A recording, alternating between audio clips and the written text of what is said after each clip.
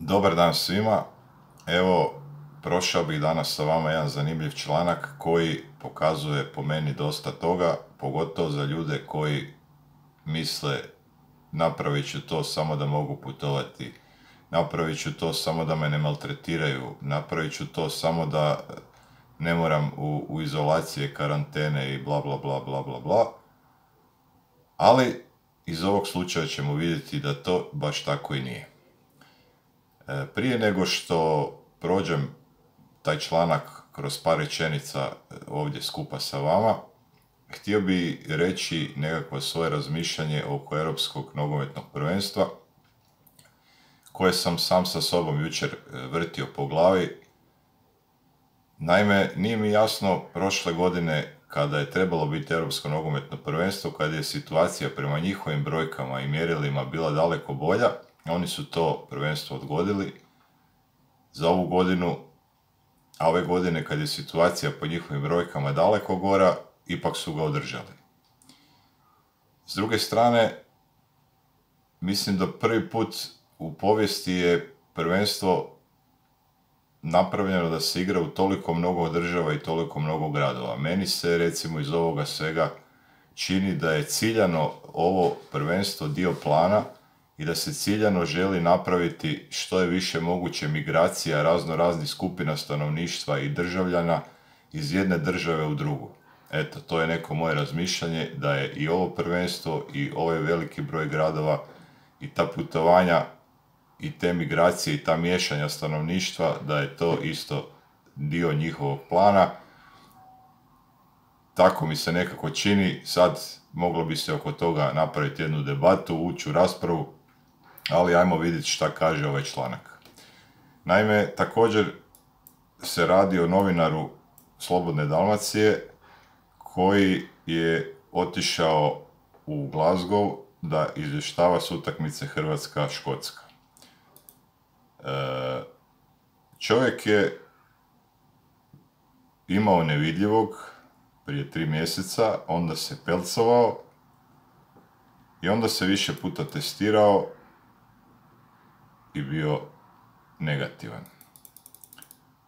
Šta sad on kaže da vidimo otprilike kako je to njegova... Na kraju je završio u karanteni 10 dana. Naime, on je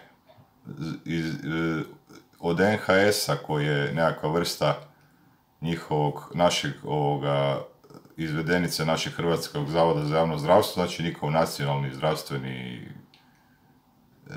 sustav, označen kao kontakt osobe koja je bila pozitivna i onda je morao biti testiran. A on sam ne zna koja je to osoba. I sad čovjek je prebolio nevidljivog, čovjek je pelcovan, čovjek je 4 puta testiran, bio je negativan. 5. put kad ga NHS izvukao kao navodni kontakt, bio je pozitivan i 6. put kad se testirao, bio je negativan. Znači, prvi dan prije nego što će biti pozitivan, bio je negativan, taj dan kad su ga izvukli kao navodni kontakt, bio je pozitivan i dan nakon bio je opet negativan.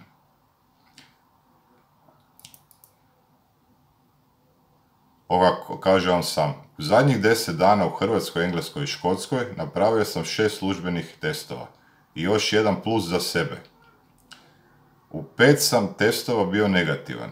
Ovaj jedini pozitivan nalaz sam dobio baš na test koji sam morao napraviti vis-a-vis navodnog kontakta. Dakle, čovjek uopće ne zna koji je to kontakt na temelju kojeg su oni njega izvukli i rekli da se mora testirati. A recimo dan prije sam imao negativan nalaz na redovni test koji se mora raditi po ulasku u Škotsku.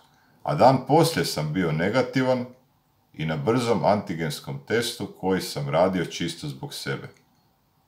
Znači, dan prije i dan poslije negativan, a u sredini na dan kada su ga britanska zdravstvena služba označila kao potencijalni opasni kontakt, on je bio pozitivan i završio 10 dana u izolaciji.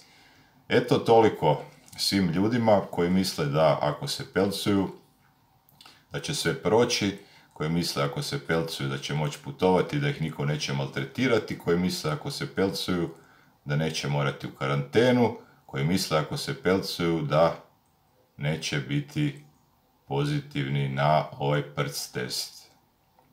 Eto ga, toliko od mene za danas. Članak o ovom novinaru i njegovom iskustvu ostavit ću vam u opisu videa. Lijepo se pozdravljam, čujemo se, vidimo, bok.